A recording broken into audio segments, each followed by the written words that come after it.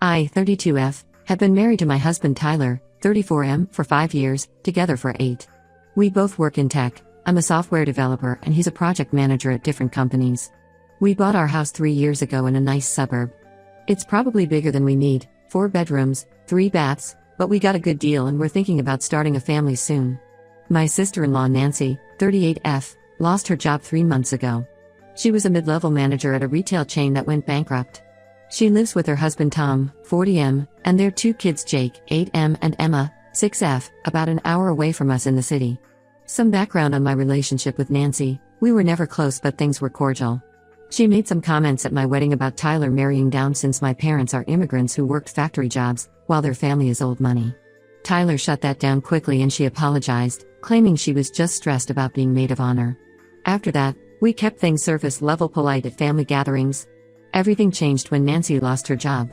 The first time she showed up unannounced, it was a Tuesday at 11 a.m. I was working from home and on a video call when the doorbell kept ringing. When I finally answered, she was standing there with both kids and 3 bags of laundry. She said their washing machine broke and could she please use ours? I felt awkward saying no with the kids right there, so I let them in. That visit lasted 6 hours. While the laundry ran, she set the kids up with their iPads in our living room and started wandering around the house, making comments like, "You really don't use this guest room much, do you? And this would make such a cute playroom." I was trying to work but kept having to mute myself during calls because of the noise. After that, Nancy started showing up 2 to 3 times a week. Always unannounced, always with some excuse. Their internet was slow for the kids' homework, their AC wasn't working well, she needed to get out of the house while job hunting. The visits got longer and longer. She'd arrive mid-morning and stay through dinner, even though I never invited her to stay that long. I started noticing things moved around in the house. She'd rearrange our kitchen cabinets to make more sense. She went through our pantry and put sticky notes on things saying expired or should donate.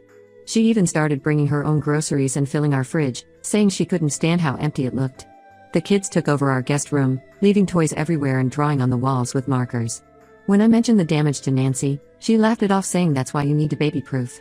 Good practice for when you have your own. I later overheard her telling the kids they could pick their own colors when we redid the room. I tried talking to Tyler multiple times. At first gently, "Hey, maybe we should set some boundaries about visit times?" Then more directly, "Your sister is making me uncomfortable in my own home." But he always defended her, "She's family. She's going through a rough time. The kids love coming here. You're being too sensitive." Nancy started making more comments about their financial situation. How their rent was highway robbery. How Tom's salary barely covered basics. How the kids deserved a better environment. She'd sigh heavily looking at our empty bedrooms and talk about how wasteful it was for 2 people to have so much space. I started working from coffee shops on my WFH days just to avoid them. When I was home, Nancy would barge into my office without knocking, asking to borrow things: printer paper, stamps, even my laptop charger. She'd stand behind me looking at my screen, asking about my salary and if my company was hiring. The final straw happened last week. I had an important client meeting, so I stayed home despite knowing Nancy was coming over. I was in my office with the door closed when I heard them upstairs. Our bedroom is up there and it's always been an unspoken rule that guests don't go into private spaces. I went to check and found Nancy in our walk-in closet, taking photos and videos of everything. The kids were jumping on our bed and going through my jewelry box. When Nancy saw me, she quickly tried to hide her phone, but I caught a glimpse of the screen. She had been recording a video narrating everything in our closet. I completely lost it. I demanded to know what she was doing in our private space and why she was recording. She got defensive, saying she was just showing Tom some organizing ideas and getting inspiration for their next place. When I pressed her about why she was narrating the video, she started crying and saying I was attacking her. I told her to get out immediately. She tried arguing, but I was done. I said I wasn't comfortable having someone in my house who thought it was okay to invade my privacy and secretly record my personal space. She started sobbing dramatically about how family helps family and blood is thicker than water. I called Tyler at work and told him what happened.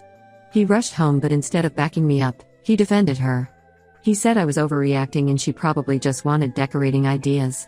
That's when I snapped. I told them both to get out of my house. Nancy left with the kids, crying and telling them Auntie doesn't want us anymore. Tyler stayed at his parents' house that night. Since then, his whole family has been attacking me. His mom called saying I'm heartless for not supporting family in crisis. His dad texted that Nancy's just going through a rough time and needs understanding. Even Tom called to say I'm tearing the family apart. Tyler came back the next day saying I need to apologize to Nancy. He says I'm being paranoid and cruel to his sister when she's vulnerable. But my gut tells me there's more going on here than they're admitting. I don't trust her anymore and I refuse to let someone violate my privacy like that. Ida for putting my foot down? I feel like I'm going crazy with everyone defending this behavior. Edit, thank you for all the support. To answer some common questions, yes, I have cameras but only outside the house. No, we never gave Nancy a key but she knows the garage code. Yes, I've already changed it. Update 1 first, thank you everyone for the support on my original post. Things have gotten much worse, and now I understand why Nancy was really recording our house. The day after I kicked them out, I started getting weird messages from people I didn't know on Facebook. They were asking things like when is the move-in date? And are you still selling the master bedroom furniture? I ignored them at first, thinking they were scams. Then my neighbor Susan came over. She seemed hesitant but said she needed to tell me something. She'd been in a local Facebook moms group with Nancy, who had been posting regular updates about her new home, our house. Susan showed me screenshots of Nancy's posts going back months. Nancy had been telling everyone that Tyler and I were moving abroad for work and had agreed to let her family take over our house. She'd been posting those videos and photos she took, giving virtual tours, and asking for decorating advice. She'd even started a GoFundMe titled Help Us Move Into Our Forever Home with photos of our house. I was still processing this when Tom's cousin reached out. He works at their apartment complex and warned me that Nancy and Tom had used my name as a reference when they got an eviction notice. They told their landlord they were voluntarily leaving because they were moving in with us. They'd shown the videos as proof they had somewhere to go. The real bomb dropped when I got a call from Tyler's parents' financial advisor. He was an old family friend and felt ethically obligated to warn me. Nancy and Tom had filed for bankruptcy last week. They're over $100,000 in debt from online gambling and shopping addiction. They'd been borrowing money from family members for months, claiming medical emergencies for the kids. When I confronted Tyler about all this, he broke down. He admitted he knew about their financial troubles back in January. Nancy had begged him to convince me to let them move in. She said they were about to lose their apartment and the kids would be homeless. Tyler knew I'd say no immediately, so he encouraged her visits hoping I'd get used to having them around and eventually agree. That's why he always defended her behavior. He was part of the plan all along. He actually suggested she bring the kids more often because he thought it would soften me up. He knew about the Facebook posts and GoFundMe but thought Nancy would take them down before I found out. I packed my bags that night and went to stay with my best friend Amy. I couldn't stand looking at Tyler knowing he'd been manipulating me for months. He keeps calling and texting, saying he was just trying to help his sister and didn't think it would get this out of hand. He claims he realized it was wrong but didn't know how to stop it without everyone finding out. His parents are somehow even worse. They called yesterday saying I'm being selfish and immature by leaving. Apparently Nancy and Tom are now staying with them and it's very crowded. They suggested we could work something out where Nancy's family takes the upstairs bedrooms and helps with bills once they get back on their feet. When I refused, his mom actually said, "Well, what did you think would happen when you bought such a big house? Of course family will need to use the extra space sometimes." She implied I was showing my lack of class background by not understanding how family estates work. I've contacted a lawyer to discuss my options. The GoFundMe raised over $8,000 using photos of my house and false claims about my husband and me. Nancy's still telling people we promised them the house, and some distant relatives are apparently planning to help them move in next month. Tyler's now saying he'll do anything to fix this, but he still thinks I should consider letting them stay just until they find something else. He doesn't seem to understand that this isn't just about the house anymore, it's about months of lies and manipulation from my own husband. His family keeps trying to make me the villain, saying I'm heartless for not helping family in their time of need. They say I'm overreacting to a few white lies Nancy told out of desperation. Tom's even tried claiming the gambling was a one-time mistake and they've learned their lesson. But I found out they took out 3 new credit cards last week. They're still gambling and hiding it from Tyler's parents. They have no intention of addressing their real problems, they just want to band-aid it by moving in with us and probably bleeding us dry too. I've blocked everyone except Tyler and my lawyer says not to delete any of Nancy's posts or messages as we might need them. I don't know if my marriage can survive this level of betrayal. Even if Nancy never moved in, how can I trust a husband who spent months secretly plotting with his sister to manipulate me? Edit, several people ask why Tyler's so invested in helping Nancy. Apparently he helped her hide a gambling problem from their parents in college by paying her debts. He thinks if he doesn't help her now, it's his fault if she relapses.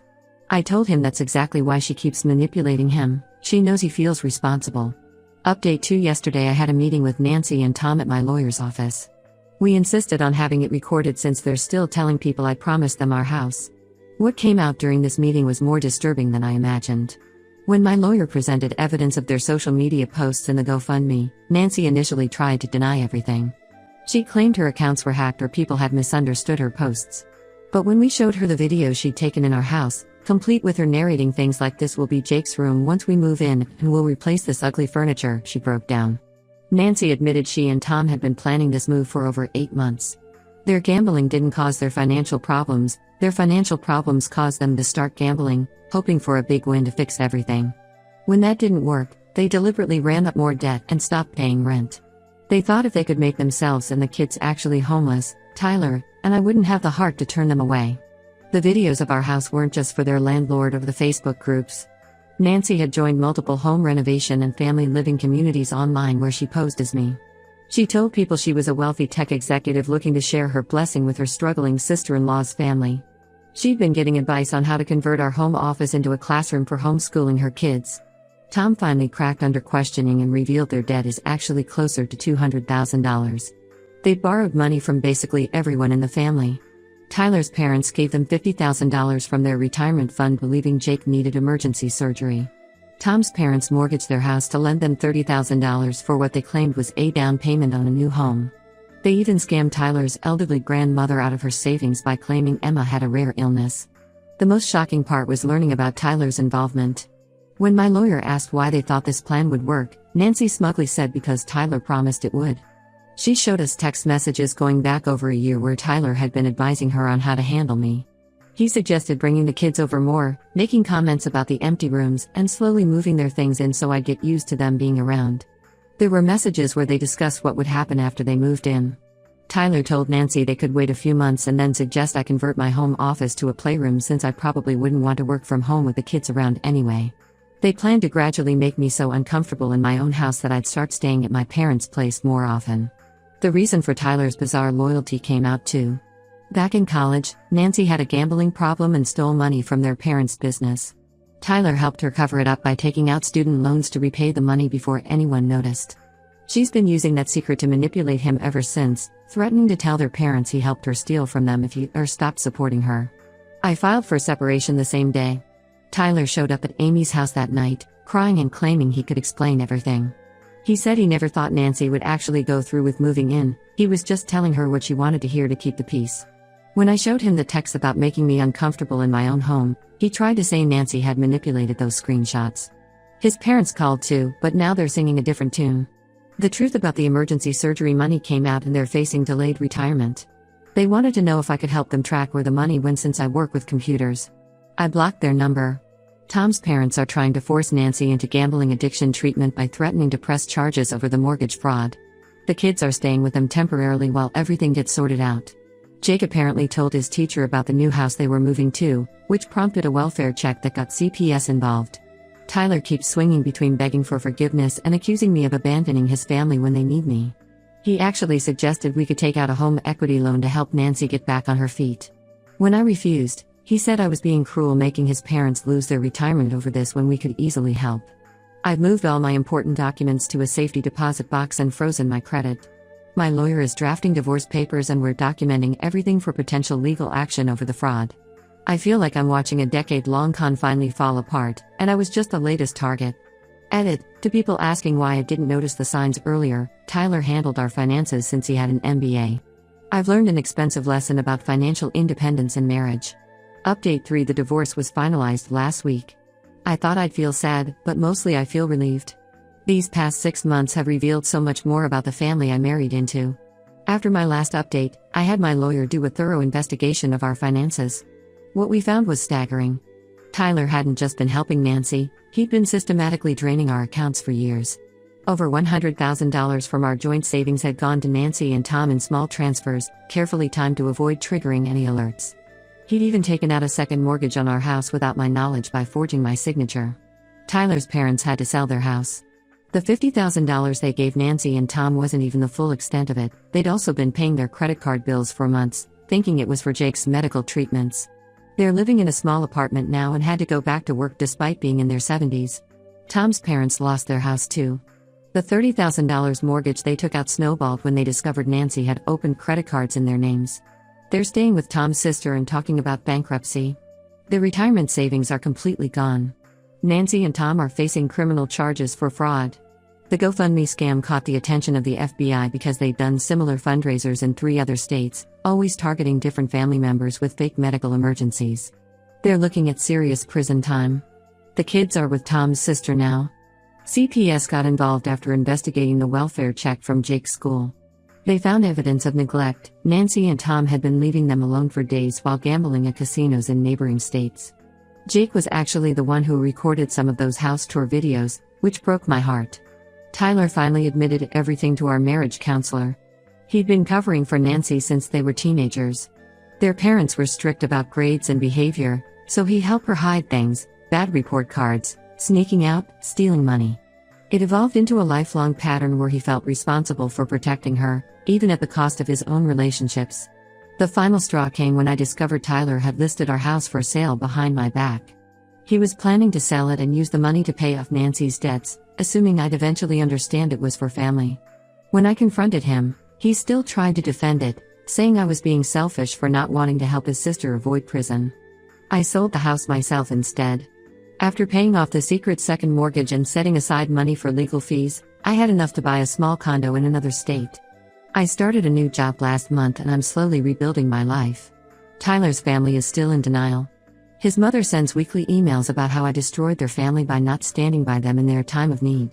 She claims if I had just let Nancy and Tom move in, none of this would have happened. She doesn't understand that enabling them would have just prolonged the inevitable. Nancy still tells anyone who'll listen that I promised them our house. She showed up at my office last month, crying about how I stole her children's future. Security had to escort her out. The videos of our house are still circulating in certain Facebook groups, with people commenting about how cruel I am for going back on my word. I've gone completely no contact with all of them. Changed my number, deleted social media, moved to a new city. Some mutual friends say I'm being harsh, that families should stick together. But I've learned that family isn't an excuse for fraud, manipulation, and theft. Tyler sent me one final email after the divorce was final. He said he realizes now that he sacrificed our marriage to enable his sister's addiction. Too little, too late. Some people won't change until they hit rock bottom, and I refuse to let them drag me down with them.